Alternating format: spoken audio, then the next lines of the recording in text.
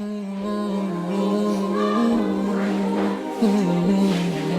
yang bernama anak kami Tio, tolong ke depan.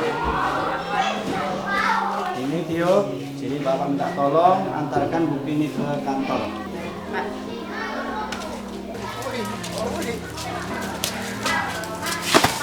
Kamu di mana sih? Jalan nggak lihat-lihat.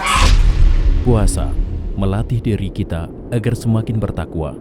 Puasa tidak hanya menahan kita dari lapar dan haus saja, tapi menahan kita dari segala maksiat dan hawa nafsu membara. Nasihat Nabi SAW, jika salah seorang dari kalian sedang berpuasa, maka janganlah berkata-kata kotor dan jangan pula bertindak bodoh.